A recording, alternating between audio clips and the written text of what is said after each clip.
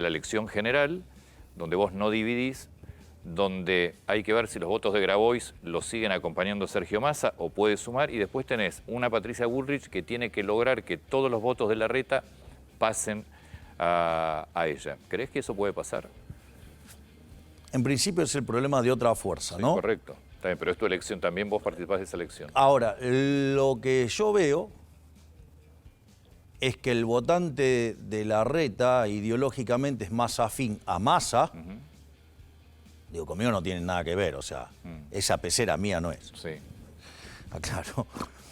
Pero ese votante es más afín a Massa que a la otra parte de Juntos por el Cambio. Es decir, por lo tanto, yo creo que, digamos, cuando empecemos a mirar cómo viene esta carrera, tendríamos que estar mirando lo que sacamos individualmente. ¿Ves más probable un balotaje contra Massa que contra Patricia? No lo sé. Lo que digo De es... acuerdo a lo que vos estás planteando ahora, sí.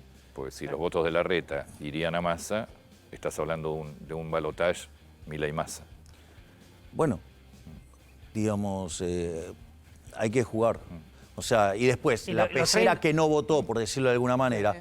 esa es gente que está en la que más enojada de todas, con lo cual Te puede sumar. veo difícil que estén votando a la casta, Claro. ya sea la de buenos o la de malos ¿Y modales. tus 30 puntos son inamovibles, crees? Esos 7 millones de personas que te votaron.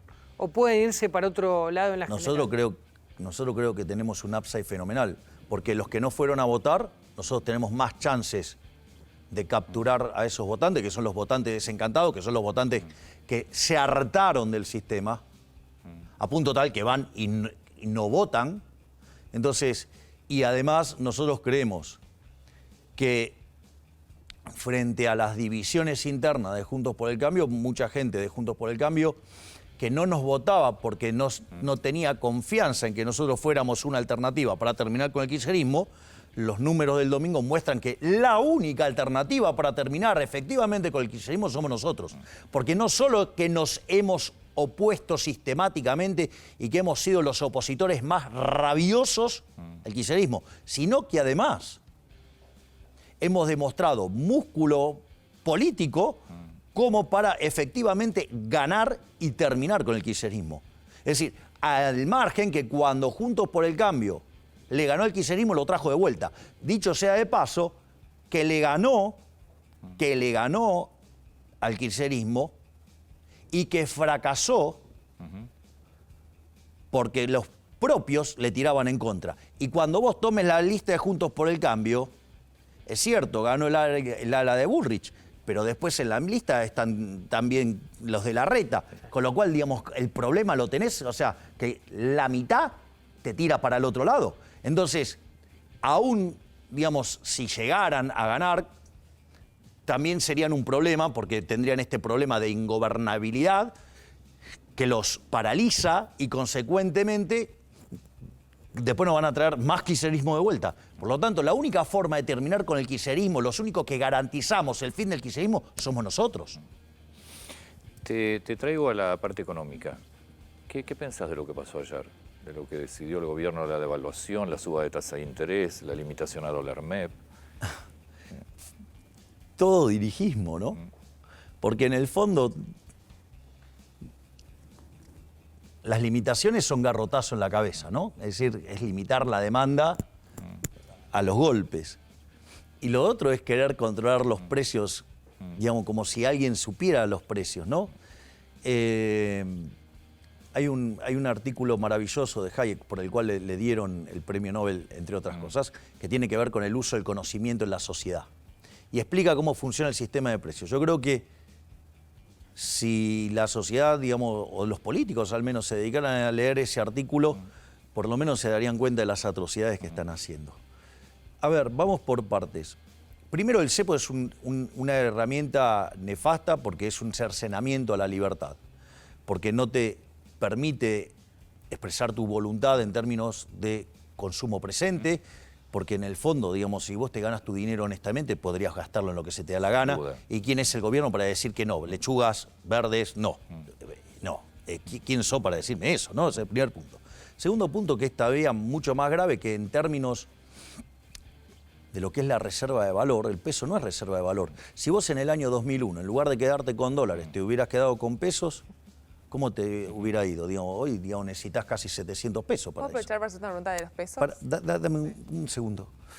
Entonces, primer punto es el impacto negativo sobre la libertad, lo cual no es menor y que además tiene impactos nocivos Sí. sobre tu bienestar. No tenés dólares, ¿no? Claro. Ahora, en realidad no hay dólares porque hay cepos. Si no hubiera cepos, los dólares nos saldrían hasta por las orejas. Pero vamos ahora a las consecuencias que tiene eso. Cuando vos pones un precio debajo del equilibrio, bueno, lo que te pasa es que vos tenés un exceso de demanda. Es decir, al tipo de cambio oficial todo el mundo quiere comprar y no hay, por eso no hay. Ahora, ese exceso de demanda que vos tenés en el resto de la economía es un exceso de oferta. Ese exceso de oferta implica que en el mercado de bonos el precio de los bonos se te cae. Sí. Que los bonos se te caigan, que significa altas tasas de interés, alto riesgo país. Alto riesgo país implica descoordinación macroeconómica en términos de actividad, que se manifiesta en que en un PBI per cápita que está 13%, 15% debajo del que teníamos en el 2011. Eso se manifiesta en que se te deteriora la demanda de trabajo. El trabajo formal sigue clavado en 6 millones de personas. Entonces, ¿cómo se maquilla el desempleo? Se maquilla con salarios reales verdaderamente espantosos que te lo está licuando todo el tiempo la inflación. A punto tal que 1/3 de los trabajadores, o sea, de los que trabajan, son pobres. ¿Esto qué quiere decir? Que entonces vos tenés una demanda por gasto público para dar asistencia social que es monstruoso y es un círculo vicioso que tarde o temprano termina mal. O lo pagás en términos de pobres, indigentes y actividad, o lo vas a pagar con un estallido inflacionario. En algún momento, digamos, no te van a dar los números, digo, la explosión está pagando de las dos maneras. Exactamente, cada vez con más inflación y con cada vez más pobres e indigentes. En algún momento esa tensión se va a hacer más clara, es decir, a ver, si el gobierno quiere frenar el dólar, los precios, digo, con represión, el nivel de caída de la actividad, del empleo y de los salarios reales te va a generar un desastre social. Entonces, inexorablemente eso termina mal. Digamos, eso es lo que tiene que ver con el cepo. Vos tenías una pregunta. Hablé esta mañana con empresarios, dueños de algunas ALICs y me decían, nos gustaría hacerle una pregunta a Javier. ¿Qué va a hacer con el stock de pesos? Entender bien eso. ¿Cómo vas a resolver el problema? Bueno, esa es, te diría, la pregunta más inteligente de todas. Porque vos, el problema, cuando yo hablo de la dolarización es el único camino que tenemos para evitar una hiper. A contrasentido de lo que dicen economistas que supuestamente se arrogan saber del tema, la dolarización es el único mecanismo por el cual evitas la hiper.